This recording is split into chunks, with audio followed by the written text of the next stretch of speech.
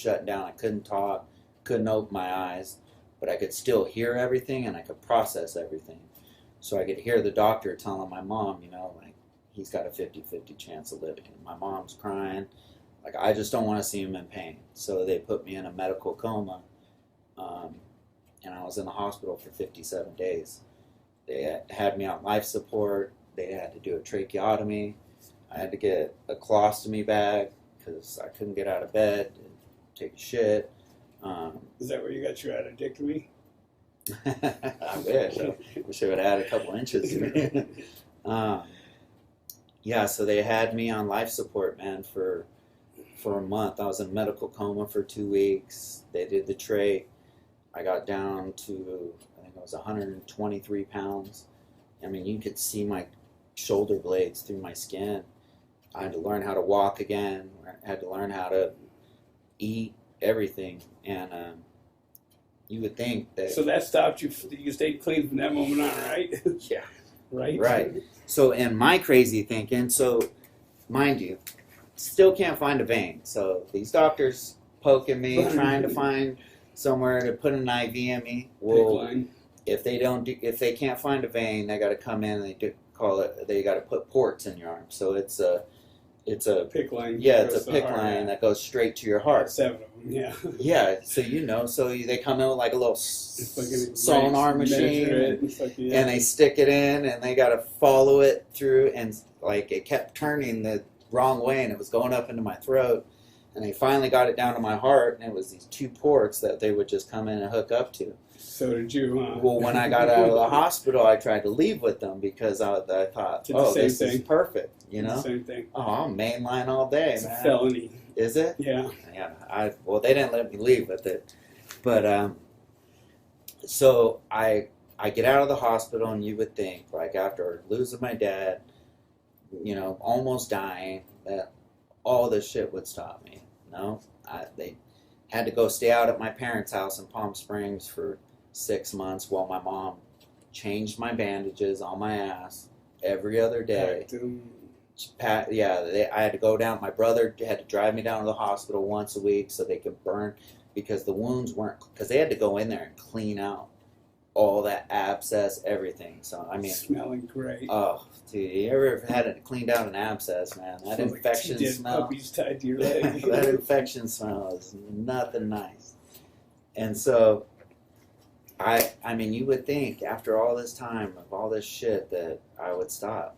No, I used that as an excuse. I started getting dilaudid because you're in pain during that whole thing, and never as much as we say, though. No, it's always I love on a scale of 1 to 10. 12. Yeah, you don't go below a 12. Yeah. You know? I remember being in the hospital, and they had me on the morphine drip, and I remember I'd pinch the tube and hit the button and let it build up, and I was getting the morphine every 8 minutes until I'd get the second dose, and I'd hit it, and then I'd let it go just so I could get that much higher. I'd tell the nurses, you know, hey, if I'm asleep, come in and hit my button, You better wake me up. I don't want to miss a dose. And so I'm out at my parents. I start learning how to walk again, you know, get healing.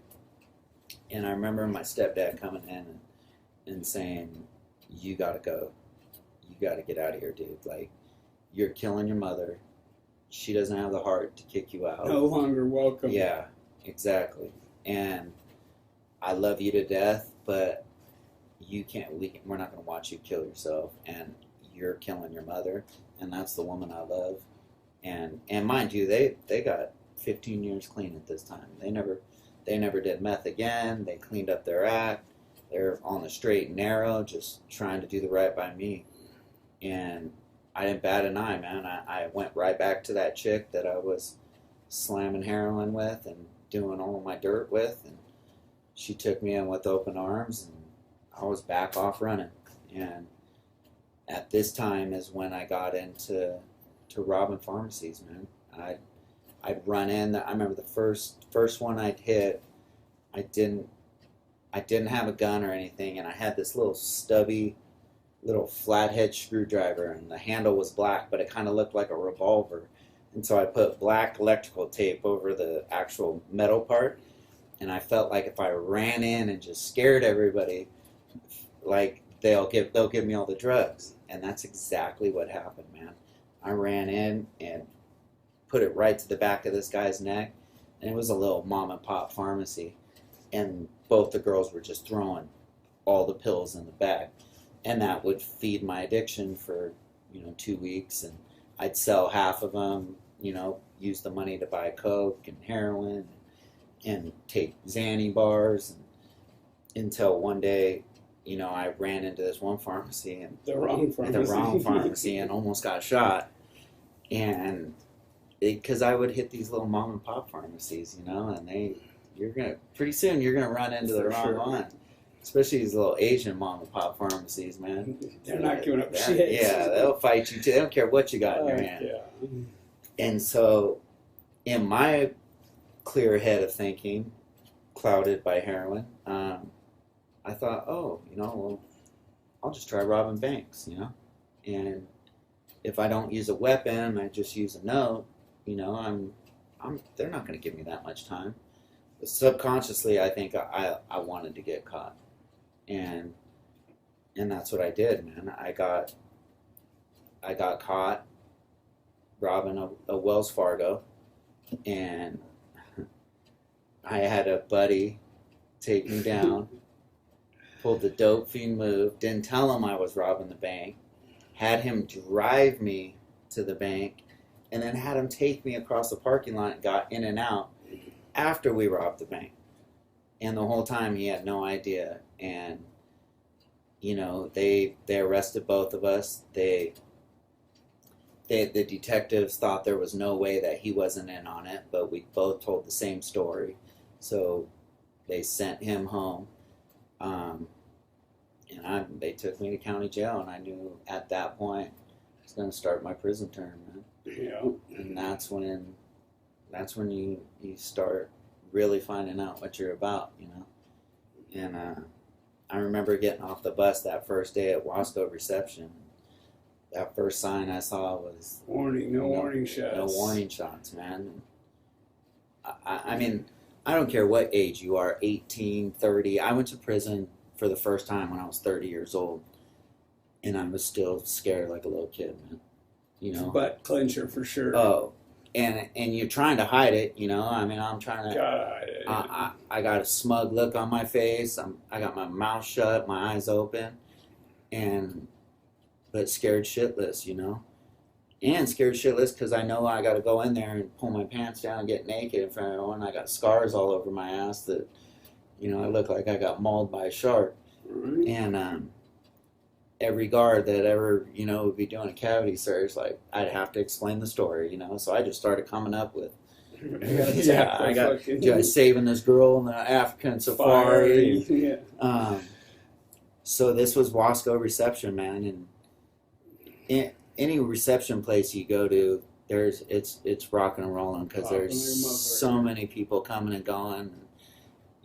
Anytime you go out to yard, you're on yard for about 10 minutes, and it's going down because somebody's getting cleaned up. And I remember this white Crip coming in, and I didn't know anything. I mean, I knew that you had to run with your own, and I knew at some point I was going to get asked to do something, to go on a mission or, beat somebody up or do whatever. And I figured I'll just get it out of the way, and being a right Crip, I figured that was going to get me some high fives. Yeah, some high fives from the homeboys. Shot of coffee here and there. Yeah, a little pat on the back. And I remember, so I had a cellie, he was a homeboy from Orange County, big ass skinhead, and he was pushing for this dude to go, and we were out on the yard and had us all in a circle and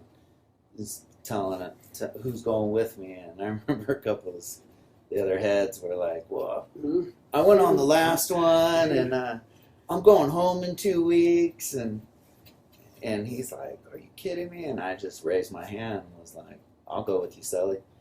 And he's like, this first termer, this new boot, he's got more heart than all you. And then they all start raising their hands, So it ended up being 3 of us, man, and the plan was is to get him coming back from chow, walking across the yard, because you in there you got to plan it right, and you got to do it strategically, but we had gone to the Blacks and to said the something brothers to and let them know, like, hey, you guys need You to get rid of this we dude, will. or we're Yeah. going to. Yeah. And they came back and they told us, he's staying. And I mean, we figured, okay, if they're vouching for him, like, this dude's with the business, And I remember he was from Fresno, and he had a couple of the Crip homeboys there. And so we were coming back from chow, and the plan was to get him on the yard. Well, the gunner in the tower was yelling at us to stay in single line. And we came back into the building, and the cell that we were in, our sink wasn't working, so the water wasn't working in our cell. So my cellie went up to the guard at the podium and said, "Hey, can I fill up a bucket of water and take it on our cell to buy some time until this dude got in the building?" And he said, "Yeah, go ahead." So he's over there filling up the water, and this guy comes walking on the building with his cellie, and his cellie sees what's going on. He's got that feeling. And his cellie, right when they walk in the building, his cellie breaks left and goes to the black side of the day room. Well, this Crip had to walk across the white day room to get to his cell. That's where his cell was. And so we're all standing by our doors, waiting for them to pop our doors, because it was a 270. It was on Wasco's A yard, where 2 of the buildings were mainline and 3 buildings were reception. And so we were in the corner, and they had bunks out in the day room that they had the overflow for. And so this guy's walking, and it's cold out, so he's got his jacket on. You know those little plastic water cups that they give you in reception? Mm-hmm. You take it with you to chow, you fill up your juice or whatever. Mm-hmm. He had that in his jacket. So when my cellie came back around, he's like, "All right, let's go." We took off running towards him, and right when my cellie gets to him, this dude just pulls out his water cup and just, boom, racks my cellie, man, and just splits his forehead open. He hits the ground, and these other 3 white boys that we had keep a point all take off running in to help us. So you guys don't look bad. Yeah, it's exactly, because they kind of freaked out, like, oh shit, our homeboy just got hit, like, we need to handle this. So but I mean, you know how it is. You got 5 guys on one dude, like, you guys beat the shit out of each other. You're doing more damage to each other than you are him. Yeah. And so he's fighting, and we're getting him, but we're getting each other at the same time. He gets out of his jacket. But this time the whole yard's down, and he gets over by the podium. We catch him again, and we got him on the ground, and I just hear that block gun, boom, and it hits this kid next to me. It hits him right in the wrist and just snaps his wrist. Now he's on the ground screaming and yelling, but we're still getting this guy. And by this time, my cellie's back up, blood all over his face, and he's in the mix. And so the guards came over and they sprayed us. The COs came over and sprayed us, and right when that spray hit me in the face, man, it took all the fight out of me. I turned right at the perfect time, and it just caught me right across the eyes, dude.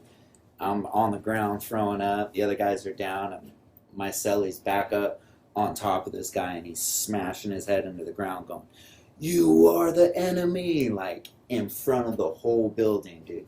The whole building's on their doors watching this, There's blood everywhere. Everybody's slipping, sliding. That kid that got shot, blood's everywhere. My cellie's blood's everywhere, and this dude's leaking like a mud. And so IGI comes in, Goon Squad comes in, and they got to take pictures and figure out what's going on. So they're taking pictures of tattoos and got us all up. And they take 4 of us, and they put us over in the other building to put us in the showers, and they lock us in the showers. And I didn't know any better. I'd never been sprayed, so my dumb ass sticks my face under that shower nozzle right away, and it just elevated it. Now I'm over there like, oh. The other skinhead they locked me in there was laughing at me because he just let me do it, like a dumbass, because he thought it'd be funny. And so they ended up taking my celly. They took him to infirmary, took the kid that got shot, and then took this white crib, took them all to the infirmary. Well, they come back and get us, and they tell us to go to our cell, roll our shit up, that we're all going to the hole. So since there was 4 of us, they didn't want to go in there and roll all our shit up, so they just locked us back in our cells to do it. Well, they had slammed the whole prison, you know, until they figure out what's going on. Well, they released the kitchen crew from the kitchen. Well, on the kitchen crew, there was like 5 gang of blacks, and this dude's homeboys, and there was like 5 white boys. I remember a couple of Woods from Bakersfield, and so they release them, and as soon as they walk into the building, and they're going up to the top tier, these blacks rush the whites from both sides, and they just start beating the pants off them up on the top tier. Well, down in the day room, there were a bunch of bunks, and we had white boys on the bunks. Well, none of them jumped off their racks and ran up there and helped. 2 of them jumped off and started to make their way up the stairs, but as soon as they yelled, "Get down," they got down. Yeah, okay. And it's like, since when do you ever listen to the cops? You know? And so, I mean, you see trash cans come flying off the tiers. I mean, they're up there. I couldn't see. I was downstairs, so, but you could hear it. They were handling it. Yeah. Getting handled. They were getting handled. And so they just locked everybody down. No movement. So they didn't end up taking us to the hole. They just slammed us. And everyone's just CDQ'd. yeah. Okay. Yeah, and that's when I was telling you about, you know, they had us on lockdown for almost 3 months. You know, they go to pop your cell twice a week for a shower. Or, jumping again. Yeah. Well, they're not taking any other cell. They do it one at a time. Yeah, you know? okay. And so we would just close our door because it's like, oh, fuck those showers. Bath, You know? clean the Yeah. cell. Yeah. I'm working out 3 times a day anyways, man. I'm Right. using it as an excuse to clean the cell. So you kids hearing this shit? Yeah. You know what I mean? You don't Are want to kids be hearing bird this bathing, shit? man. And this is for a first termer. You know, it's already getting real. And Them so, kids from Bakersfield didn't even know what was going on, huh? They just get smashed all of a sudden. yeah, but I'll tell you what, those Crane County boys, man, they don't take it personal, man. They're like, hey, it is what it is. We'll get our runbacks. Right. And so at that time they didn't bring my cellie back to the cell, so I had grabbed all my stuff, moved it down to the bottom bunk. You know, this is my cell. Well, they had put in, they had brought a Fresnet into my cell, and he's got a bottom bunk chrono. For sure. Old. Figures. Ain't nothing wrong with him. He's Yeah. just done time a bunch of times, so he Knows already what to knows do in the the game, yeah. he already knows the game. But this fool's a J-Cat, man. He's on meds. I got Fresno tattooed across his stomach. Wasn't that a green light for you to handle them right there anyway? Man, I didn't know.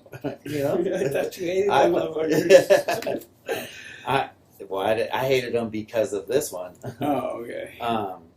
So he's in the cell. He gets the bottom bunk. You know, we're on lockdown. So I mean, I have store. He comes in with nothing, but he's my cellie. You know, I'm getting to know him. Like, so hey, dude, help yourself, man. Help yourself to the coffee, whatever. So he starts helping himself. Well, he finds out I'm a first termer. Starts helping himself a little too much. A little more, and you know, and then we come off lockdown, and then he's taking my coffee out of the cell and giving it to his little Fresneck homeboys, and you know, and I'm at this point, so before the white crib, my counselor came to see me, and I had level 2 points, and he had me slated to go to fire camp. So he's like, dude, you're good. Jamestown, Susanville or Jamestown. sweet. Yeah. And so I'm like, cool, man, I'm going to fire camp. I'm going to eat good, you know. Well, after we got the white crib, he came back and saw me when we were on lockdown, and he said, oh, you want to be a tough guy? You're level 3 now. You ain't going to fire camp. You're going where the tough guys go, man. You're going to find out what you're really about. And I'm, you know, no, fire camp. I want to go to fire camp. And so, so this guy is taking advantage of all the coffee, everything. He's giving it to his homeboys once we get off lockdown. And I'm just like, man, I just want to get out of here. I want to catch a bag, get to where I'm going. So this guy starts making these comments, man, and he's making comments talking some gay shit, and sex playing you? yeah, like, but trying to do it in a jokey manner, but I didn't get the feeling that he was joking. And anytime he'd start talking like that, I would get super uncomfortable, and I'd sit up on my rack, and I'd have my mat rolled up like I was taught, you know, and I'd be up there reading, and he'd be like, man, I'm just fucking with you, and he'd like be hitting me in the arm like, I'm just playing, man, we're all good. Why you get so uncomfortable? Almost like it was my fault for getting uncomfortable. So I started telling myself, like, okay, dude, this dude says one more thing to me. Like, fucking him off. Yeah, I don't care if I get more time. I don't care where the level 4, I don't care where the fuck they send me. Like, it's on. And so he freaking made a comment, and right then, dude, I came flying down off my rack over by the door, because over by the door, you got a little bit more space, you know, you got the toilet, you got wider. You know, and he's sitting on his rack, and he was eating, and he looks at me, and he's like, oh, like that? And I was like, fuck yeah, like that. Mystery, let's handle it. Yeah, and he puts his food down, and he just comes at me, and he's got his hands up. And first of all, he came at me like this, and it was just like, boom, first punch. Just broke my hand. This knuckle's gone, man. All fucking tucked up. Oh, just boxer's knuckle, just done. But you don't feel it in that moment, you know, you're just getting it. And, you know, fighting in a cell ain't nothing fun, man. Sucks, the elbows getting fucked up. Oh, the lockers are sharp as shit, your rack's sharp, like, it's just, but it's loud. And it was count time, so it was quiet as hell in the building, and it was loud. Yeah. And you could hear all the homeboys, everyone whistling because the guards were walking. So they come walking by, and we're both sitting on the rack, having a cup of coffee, acting like nothing's wrong. Cops spin around, go back to the podium. I get back up on my rack, and he's over in the mirror, and he's like looking at his eye, and he's mad about it. You know, his eyes swelled up, and he's like, "This ain't over. You know, this ain't done." And I jump back down onto the table, onto the stool. And now I'm over. Yeah, but now I'm over in between. And so now my hands swole, but it's still go time, you know? And so we start getting it again. Boom, boom, boom, boom, boom, boom. And I got the best of him on the second time. We tire out. He goes over by the toilet again. He's sitting on the toilet, and he didn't feel like he got the best of me, so he wants to run it back. So we go again. The third time, he grabbed his little water cup off the locker, and he's hitting me over the top of the head, and I got a couple nicks on the top of my head. He feels like he got the best of me at this point, so he tires out, and then he sits down on his rack. Then this frickin' J-Cat starts crying. Like, oh, I'm sorry, man, I just wanted to see where your heart was, and this and that. And I'm thinking to myself, dude, like, really? Like, we had to go through all this just so you could heart check me? Because this dude's he's done time 3 or 4 times, you know. He's probably in his late 40s. He was going upstate for 10, 12 years. But as soon as we get out of the cell and we start walking to chow, he goes up to his Fresno homeboys and starts telling them that I hit him when he didn't have his shoes on. That I just cheap shotted him while he was on the rack. Even though this dude came at me and was, you know, I didn't tell his homeboys what he had been saying in the cell because I still had to live with this dude. And so we're walking to chow, and I just remember hearing this big homeboy tell him, like, stopped him, and he goes, look, you got your ass kicked. Shut your fucking mouth. Take it like a man. Youngster got the best of you. If you want to handle it, you're handling it by yourself. But you're not trying to get everyone riled up. Recruiting everybody, like trying to get everybody against each other. We got bigger fish to fry because the guys that were on the bunks that didn't jump, they still need dealt with. It was another month of cleaning up. So anytime we go to day room, anytime we go to yard, it was one of them's getting handled. And once they started seeing the pattern of who was getting handled, they started locking it up because they knew they were next. And so then 3 days later, man, I remember they slid a bag underneath the door and it said ISP. Transfer. You know, Ironwood State Prison, man. And I was so happy, man. I just because I'd never been to the main line, but I heard like you get Life's better. yeah, it's way you got a lot more coming than reception, Right. And so as soon as I got to Ironwood, man, it was on and cracking. The homeboys, find out where you're from and come over, take care of you, and I Start didn't. fucking with drugs in there. Nope. I smoked a little bit of weed and but I remember I would always go to store and I'd be coming back across the yard with my laundry bag full of Soups, soups and everything, and I'd get hit up 2 or 3 times on the way back to the pad to, I got a $20 paper, I got to, trying to get my food. And I mean, I had cellies that were shooting up, and they'd be like, "Hey, you want half this?" Or I can't hit a vein. Jump down, I'd hit the vein for them. That's hard when you're in there and your celly's got dope, and you're trying to stay clean, and then you see him shoot up, and that instant look comes over his face that just gout out. Like you're like. Especially Man, in there. I'm bored, You don't want to man. feel nothing, Yeah, I'm bored. I'm hating life. But I knew myself that if I couldn't stay clean in there, I wasn't going to stay clean on the outs. And I also knew myself that if I started getting loaded, there wasn't enough dope on that yard that was going to keep me low.